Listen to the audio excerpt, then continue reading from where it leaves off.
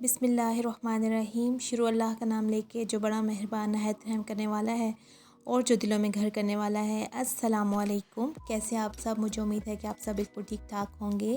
آج ہم بنانے جا رہے ہیں بہت ہی چٹپٹی اور کراری دال ماش، اور یہ فریز دال ماش کے ساتھ میں بنانے جا رہی ہوں آج۔ اور انشاءاللہ فردر ویڈیوز میں آپ کو دال ماش، دال چنا، دال لوبیا، مختلف دالوں کو بوائل کرنا اور ان کو فریز کرنا بتاؤں گی کہ آپ کیسے اپنا ٹائم بچا کے ان کو فریز کرنے کے بعد بالکل فریش دالوں کے جیسا ٹیسٹ لا سکتے ہیں۔ تو چلیں آج کے ہم ویڈیو اپنی سٹارٹ کرتے ہیں۔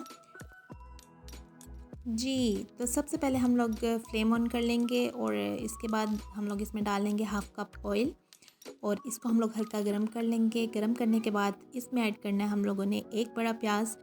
اس پیاز کو ہم لوگوں نے باریک باریک سلائسز میں کاٹ لینا ہے، جیسے ہم لوگ پلاؤ کے لیے یا کسی بھی سبزی کے لیے کاٹتے ہیں، بالکل ویسے کاٹ لیں گے۔ اور اس کو پھر ہم لوگ ہلکا سا فرائی کر لیں گے۔ جب یہ گولڈن براؤن مینس کے پیاز کے کنارے گولڈن براؤن ہونا شروع ہو جائیں تو پھر ہم لوگ اس میں ایک چمچ لہسن کی ایڈ کریں گے، اور ایک چمچ ہم لوگ اس میں ادرک کی شامل کریں گے، اور اس کو جنٹلی مکس کرنے کے بعد ہم لوگ 20 سے 25 سیکنڈ کا ویٹ کریں گے، اور اس کے بعد ہم لوگ اس میں ٹماٹر سلائسز میں کٹے ہوئے ڈال لیں گے۔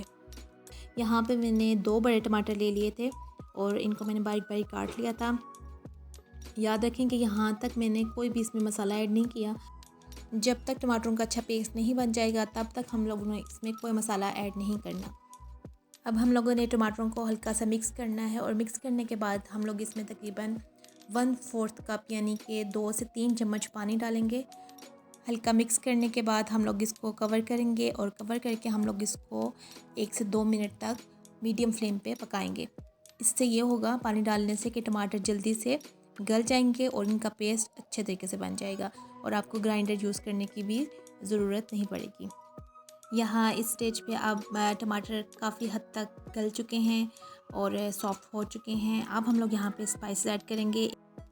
½ ٹیبل سپون سالٹ ایڈ کر لیں گے، ½ table spoon red chilli powder add کر لیں گے یعنی سرخ مرچ کا پاؤڈر، ½ ٹی سپون ہم لوگ یہاں پہ ہلدی کا ایڈ کریں گے، اور پھر ہم لوگ اس کو اچھی طرح سے مکس کر لیں گے۔ مکس کرنے کے بعد ہم لوگ 2 منٹ تک مسالے کے پکنے کا انتظار کریں گے، اور اس کے بعد میں اس میں فریز دال ماش ایڈ کروں گی۔ اس دال کو میں نے ہلکا سا سرکہ اور نمک ڈال کے پانی میں بوائل کر لیا تھا۔ یہ فل کوک دال ہے، اوور نائٹ بھگوئی ہوئی، اور اس کے بعد میں نے اس کا پانی نکال کے اور خشک کرنے کے بعد میں نے اس کو فریز کر لیا تھا۔ آپ زپ لاک بیگ میں بھی اس کو سیو کر سکتے ہیں، اور عام ریگولر شاپر میں بھی اس کو ڈال کے سیو کر سکتے ہیں۔ آپ نے دیکھا کہ میں نے دال کو ڈیپ فروسٹ نہیں کیا، بلکہ ڈائریکٹ میں نے اس کو مسالے میں ایڈ کیا ہے، اور ڈالنے کے بعد آپ نے اس کو فوراً سے کور کرنا ہے۔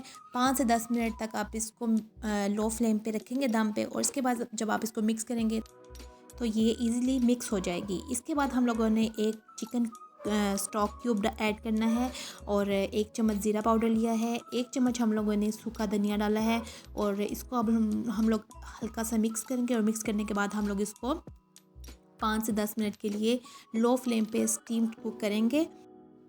آفٹر 10 منٹس اس کا رزلٹ دیکھیں، ہر دانہ اس کا نکھرا نکھرا اور کھلا کھلا سا بنا تھا، اور اب آپ اس کو ادرک کی سلائسز اور گرین چلی کے ساتھ سرو کر سکتے ہیں۔ اگر آپ کو ویڈیو پسند آئی ہو تو ضرور لائک، سبسکرائب اور شیئر کیجیے چینل کو۔